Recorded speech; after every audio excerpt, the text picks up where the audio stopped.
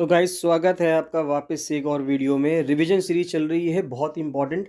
आगे आने वाले जितने भी एग्जाम्स हैं यूके पीएससी के अंडर, जितने भी एग्जाम्स होने जा रहे हैं सभी के लिए बहुत बहुत ज़्यादा इंपॉर्टेंट सीरीज चलने जा रही है ये। साथ साथ बताना चाहूँगा गाइस कि अगर आपने let's crack it with Abhishek Gupta का यूट्यूब चैनल सब्सक्राइब नहीं किया है तो उसको जरूर से जरूर सब्सक्राइब कर लीजिएगा। और let's crack it with Abhishek Gupta का फ्री टेलीग्राम चैनल भी है जिसका लिंक आपको वीडियो के डिस्क्रिप्शन में मिल जाएगा, तो इसको ज्वाइन करना बिल्कुल ना भूलें। साथ साथ बताना चाहूँगा गाइस कि एडवोकेट जनरल के एग्ज़ाम के लिए नोट्स अवेलेबल हैं। जिनको वो पेड नोट्स हैं, जिनको वो नोट्स चाहिए वो उनको मिल सकते हैं। एडवोकेट जनरल के नोट्स, उसमें लीगल ग्लॉसरी के नोट्स हैं। यहाँ पे मैं लिख देता हूँ फिर भी एक बार, लीगल ग्लॉसरी के नोट्स हैं उसमें, साथ ही साथ लीगल हिस्ट्री के और वर्ल्ड हिस्ट्री के। तो ये इंपॉर्टेंट नोट्स हैं। तो नोट्स के लिए आप मुझे 7665804421 पर कॉल या मैसेज कर सकते हैं। इससे हमारी जो टीम है वो आपको कांटेक्ट कर लेगी, ठीक है। तो चलिए गाइस क्वेश्चंस देखते हैं। तो फर्स्ट क्वेश्चन कहता है कि in the year 2019 infant mortality rate कितना था 1000 लाइव बर्ड्स पे? तो वो था 28.3, यानी कि इन्फेंट मॉर्टेलिटी रेट यानी कि शिशु मृत्यु दर जो था वो 28.3 था। फिर सेकंड क्वेश्चन कहता है कि ऑप्टिमम पॉपुलेशन थ्योरी, एक इष्टतम जनसंख्या सिद्धांत, ये किसके द्वारा दिया गया था? ये एडविन केनान के द्वारा दिया गया था। फिर नेक्स्ट क्वेश्चन देखते हैं। क्वेश्चन नंबर थर्ड आता है कि सोशल मैल एडजस्टमेंट थ्योरी ये किस पर्सन ने दी थी? तो सोशल मैल एडजस्टमेंट थ्योरी दी थी हेनरी जॉर्ज ने। तो ये इंपॉर्टेंट क्वेश्चन है कि सोशल मैल एडजस्टमेंट थ्योरी किसने दी थी? सामाजिक समायोजन सिद्धांत किसने दिया था? हेनरी जॉर्ज ने। और ऑप्टिमम पॉपुलेशन थ्योरी किसने दी थी? एडविन केनान ने।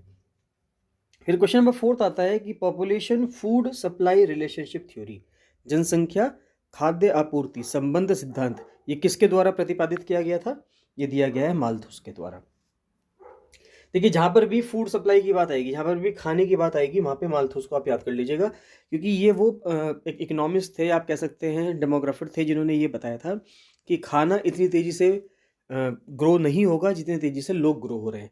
लेकिन हालांकि इनकी थ्योरी कुछ हद तक निगेट कर दी गई, क्योंकि ग्रीन रिवॉल्यूशन के साथ साथ जब हुआ तो पूरी दुनिया में देखा गया कि पूरी दुनिया ने ही ऐसा करा कि खाना उतनी क्वांटिटी में अवेलेबल है जिस क्वांटिटी में लोग हैं।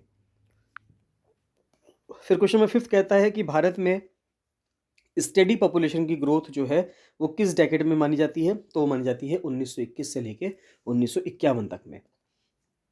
फिर क्वेश्चन नंबर सिक्स आता है कि number of people per unit area of arable land, arable land मतलब वो लैंड जहाँ पे हम खेती कर सकते हैं, यानी कि कृषि योग्य भूमि के प्रति इकाई क्षेत्र में जो लोगों की संख्या जो वहाँ रहती है उसको हम क्या कहते हैं? एग्रीकल्चरल डेंसिटी, कृषि घनत्व कहते हैं। पॉपुलेशन डेंसिटी, जनसंख्या घनत्व कहते हैं। फिजियोलॉजिकल डेंसिटी, शारीरिक घनत्व कहते हैं। या अरिथमेटिक डेंसिटी यानी कि अंक गणितीय घनत्व कहते हैं, तो उसको बोला जाता है फिजियोलॉजिकल डेंसिटी।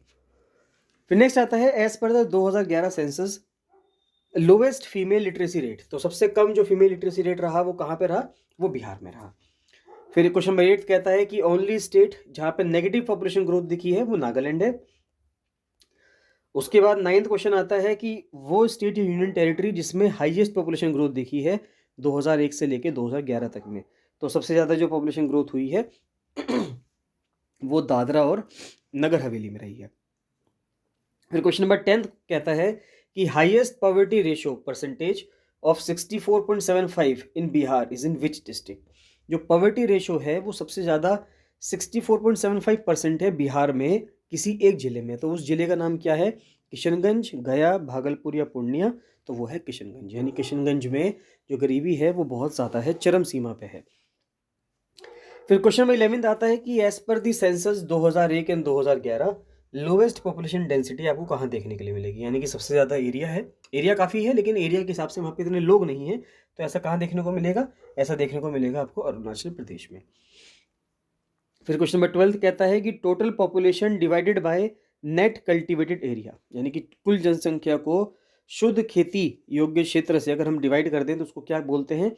उसको बोला जाता है फिजियोलॉजिकल डेंसिटी। फिर क्वेश्चन नंबर 13 आता है कि total increase in population density from the census years 1951 to 2011 is, कि जो पॉपुलेशन डेंसिटी में, पॉपुलेशन की बात नहीं कर रहा है, पॉपुलेशन डेंसिटी की बात कर रहा है, जनसंख्या घनत्व की बात कर रहा है कि जनसंख्या घनत्व में टोटल इंक्रीज 1951 से लेके 2011 तक के सेंसस में कितना हुआ है? 2 गुना हो गया है। 2 गुना से कम हुआ है, 3 गुना से ज़्यादा हो गया है, या एग्जैक्टली 3 टाइम्स हुआ है, तो मोर देन 3 टाइम्स हो गया है, यानी 3 गुने से भी ज़्यादा हो गया है। फिर क्वेश्चन नंबर 14 कहता है कि as per the 2011 census share of adolescents, 2011 census के हिसाब से एडोलेसेंट्स का शेयर यानी कि 10 साल से 19 साल तक के बच्चों का शेयर वो कितना है, तो वो है 20.9%। तो 20.9% जो लोग हैं वो 10 साल से 19 साल तक के बीच के हैं। फिर क्वेश्चन नंबर 15 आता है कि the first population census in India was conducted in which year. तो सबसे पहला सेंसस कब हुआ था, तो वो 1872 में हुआ था, लॉर्ड मेयो के टाइम पे। फिर क्वेश्चन नंबर 16 आता है कि फर्स्ट सेंसस कमिश्नर कौन थे भारत के, तो फर्स्ट सेंसस कमिश्नर थे WC प्लॉडेन। फिर नेक्स्ट क्वेश्चन आता है, अच्छा यहाँ पे आप एक नाम आ रहा है important, James Prinsep. James Prinsep क्यों फेमस हैं, उनका कारण क्या है जेम्स प्रिंसेप के फेमस होने का, वो आप मुझे बताएंगे। हिस्ट्री से ही रिलेटेड सवाल है कि जेम्स प्रिंसेप ने ऐसा क्या किया था जिसके लिए उनका नाम बहुत फेमस है। ये आप कमेंट सेक्शन में कमेंट करके एक एक्स्ट्रा चीज़ बताएंगे। क्वेश्चन नंबर 17 कहता है कि पहला ऑफिशियल सेंसस जो भारत में किया गया था वो कब किया गया था, 1872 में।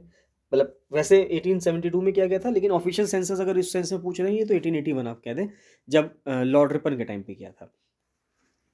फिर क्वेश्चन नंबर 18 कह रहा है कि एज पर सेंसस 2011 जो डिफरेंस है बिटवीन टोटल लिटरेसी और फीमेल लिटरेसी रेट, यानी कि जो टोटल लिटरेसी रेट रहा भारत का और जो फीमेल लिटरेसी रेट रहा भारत का, उसमें अगर हम डिफरेंस पूछे तो कितना है, तो वो है 8.5% का।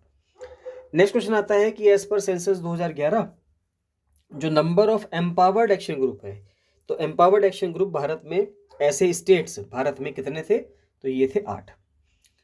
फिर 2011 सेंसस के हिसाब से जो पॉपुलेशन डेंसिटी है अरुणाचल प्रदेश की वो कितनी है, कुल 17 लोग रहते हैं 1 किलोमीटर स्क्वायर में। लीस्ट पॉपुलेस स्टेट कौन सा है भारत में, तो 2011 सेंसस के हिसाब से जहाँ पे सबसे कम जनसंख्या है ऐसा राज्य कौन सा है, सिक्किम है। 2011 सेंसस के हिसाब से मोस्ट पॉपुलेटेड स्टेट कौन सा है, तो वो यूपी है।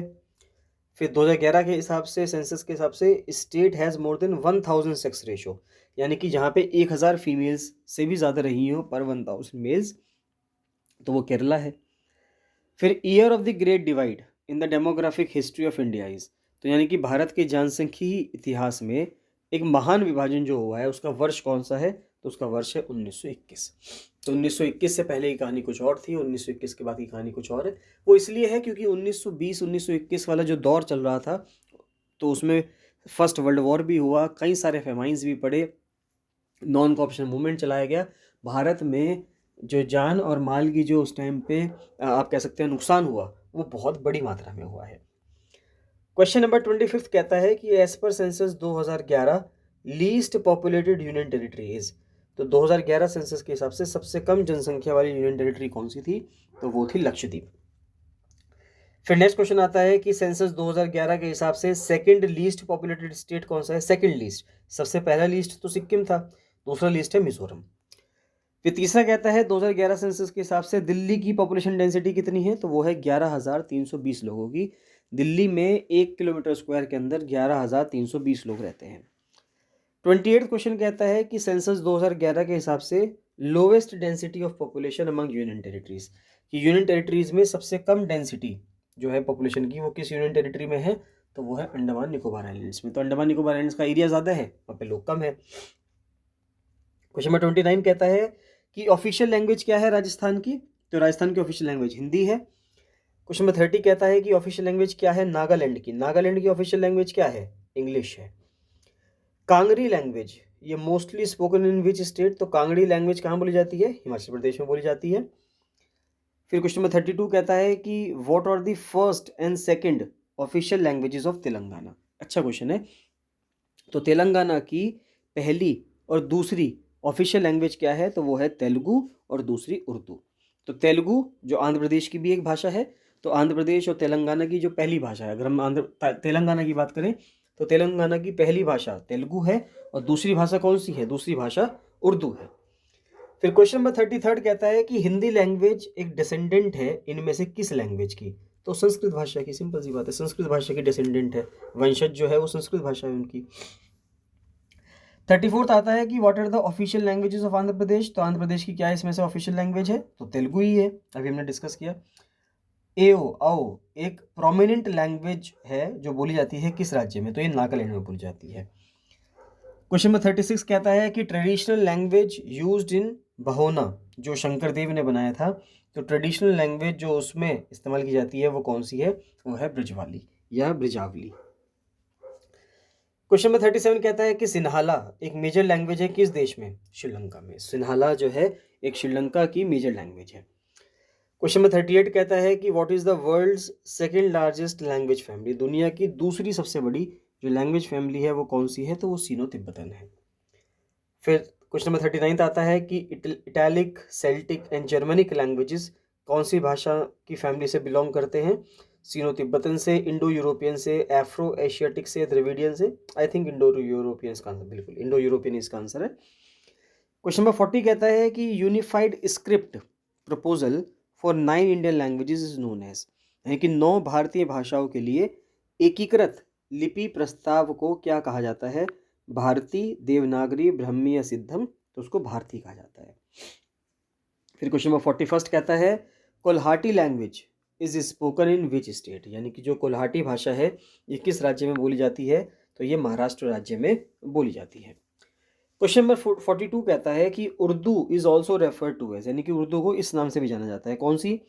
हिंदुस्तानी, लश्करी जबान, पर्शियन या दक्कनी, तो उसको लश्करी जबान के नाम से भी जाना जाता है। क्वेश्चन नंबर 43 आता है कि most spoken language in India after Hindi, Hindi के बाद दूसरी सबसे ज़्यादा बोली जाने वाली जो भाषा है वो कौन सी है? तो वो बंगाली है। क्वेश्चन नंबर 44 कहता है कि उड़िया को एक क्लासिकल लैंग्वेज का दर्जा दिया गया था, किस साल ये दर्जा दिया गया था? तो ये 2014 में दिया गया है। तो 2014 में ये स्टेटस मिला है उड़िया लैंग्वेज को। क्वेश्चन नंबर 45 कहता है कि largest linguistic group Indian population का इनमें से किस फैमिली से बिलोंग करता है? तो इंडो आर्यन से बिलोंग करता है। मनिका वचाकार जो एक डिवोटी थे शिव के, composed devotional songs in which language, तो शिव के जो भक्त थे मणिक वचकार, उन्होंने किस भाषा में जो भक्ति गीत हैं उनकी रचना की थी? तो उन्होंने तमिल भाषा में भक्ति गीतों की रचना की है। फिर क्वेश्चन नंबर 47 आता है कि पश्तो जो एक भाषा है ये कहाँ बोली जाती है? अफगानिस्तान, पाकिस्तान, ईरान, इंडिया, नेपाल, भूटान, भूटान में तो नहीं बोली जाएगी Pashto, Iraq, Syria, Lebanon, Turkey, Greece, Cyprus, तो इसका आंसर है अफगानिस्तान, पाकिस्तान और ईरान। तो पश्तो लैंग्वेज जो है यहाँ पर अफगानिस्तान के क्षेत्र में, पाकिस्तान के क्षेत्र में और ईरान के क्षेत्र में बोली जाती है। फिर लैंग्वेजेस जैसे कि नीशी, पटानी, बोकर, ये कहाँ पे बोली जाती है? तो ये अरुणाचल प्रदेश में बोली जाती है। फिर क्वेश्चन 49 आता है कि चुराही, मंडेली और क्योंथाली ये डायलेक्ट्स हैं, तो ये किस राज्य में बोले जाते हैं? पंजाब में, हिमाचल में, हरियाणा में या जम्मू कश्मीर में? तो ये बोले जाते हैं हिमाचल प्रदेश में। और इस वीडियो का आखिरी सवाल देखते हैं, 50th क्वेश्चन देखते हैं कि कौन सी भाषा को हम ईस्टर्न इटालियन लैंग्वेज भी कहते हैं? तो which language is also called eastern Italian, यानी कि ईस्ट में पूर्व दिशा की ओर बात कर रहे हैं, और इटालियन भाषा भी कह रहे हैं उस भाषा को। तो इसको ये जो सम्मान दिया जा रहा है ये तेलुगु भाषा को सम्मान दिया जा रहा है, पूर्वी इतालवी कहा जाता है। तो गाइज ये थे बहुत इंपॉर्टेंट 50 क्वेश्चंस। इसमें आपको किसी को भी कोई डाउट आता है तो आप कमेंट सेक्शन में कमेंट करके जरूर बताइएगा। Let's crack it with Abhishek Gupta का जो फ्री टेलीग्राम चैनल है उसको जरूर से जरूर ज्वाइन कर लीजिए। साथ ही साथ अगर किसी को नोट्स चाहिए एडवोकेट जनरल के, तो बहुत इंपॉर्टेंट जो नोट्स हैं जिससे कि आगे आने वाले एग्जाम में आपको बहुत ज़्यादा हेल्प हो सकती है, उसके लिए आप 7665804421 पर कॉल या मैसेज भी कर सकते हैं। चलिए बाकी मिलते हैं नेक्स्ट वीडियो में। So thank you and bye bye.